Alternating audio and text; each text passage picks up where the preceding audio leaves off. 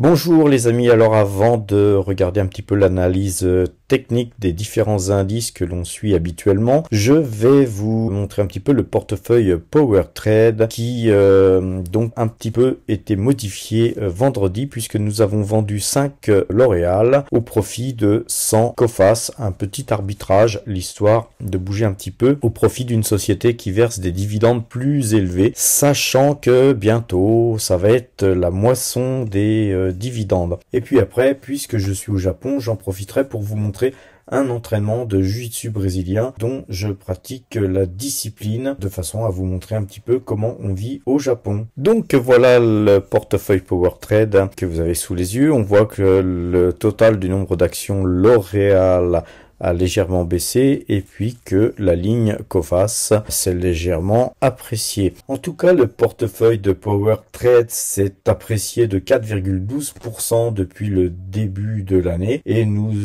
engrangeons 30 842 € de gains depuis le 1er janvier. Alors, analysons le CAC 40. Comme vous le voyez, la moyenne 2 jours a croisé la moyenne 12, la moyenne 2 jours et la moyenne en bleu et la moyenne 12 et la moyenne en rouge.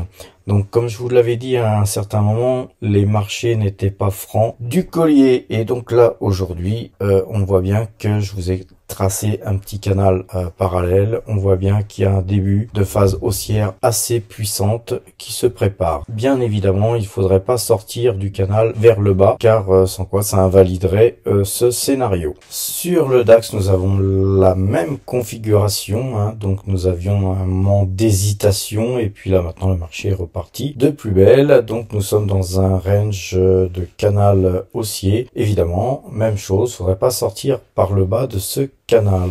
Même configuration pour le S&P 500. Par contre, le S&P 500, lui, a beaucoup accéléré sur la fin de séance vendredi. Donc, nous allons quand même regarder les Bollinger.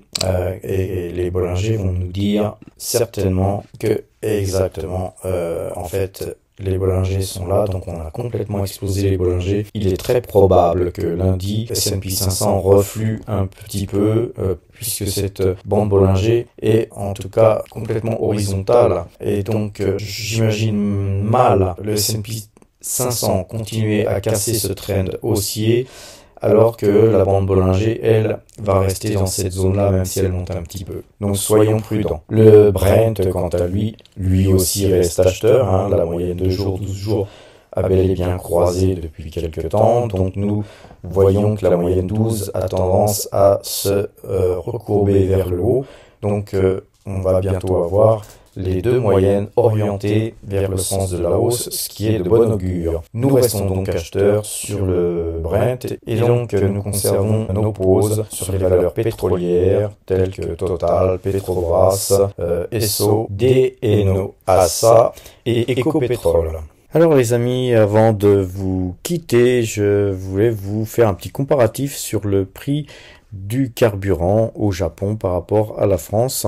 Donc vous voyez que le carburant est à 169 yens le litre pour le carburant normal, le super est à 180 et puis donc le gasoil est à 151 yens le litre. Ce qui nous met le gasoil à environ 1,06 pour vous dire, vous divisez par 142 et vous avez le prix en euros pour vous dire que quand on pense que le Japon est cher, eh bien c'est pas vrai du tout parce que beaucoup de choses sont énormément moins chères qu'en France et notamment le carburant. À présent les amis, un petit bonus sur une des disciplines martiales que je pratique. Vous allez voir aussi dans cette fin de vidéo qu'une petite enfant de 9 ans est capable de venir à bout d'un homme d'une cinquantaine d'années. Un petit parallèle sur les marchés financiers, donc un petit portefeuille doit être aussi capable de surperformer par rapport à un très gros portefeuille.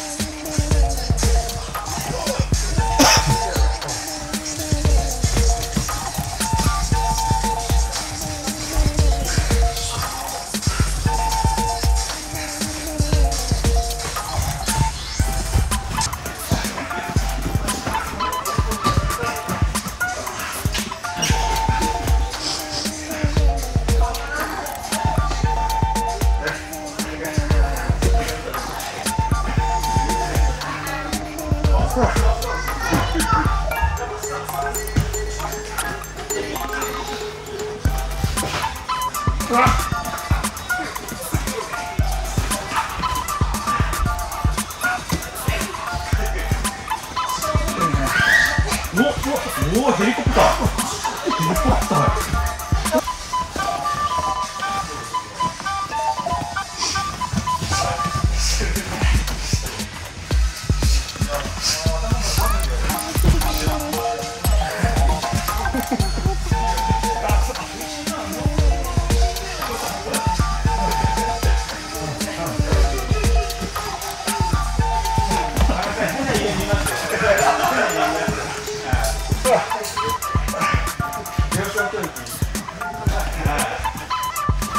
わあ、すごい。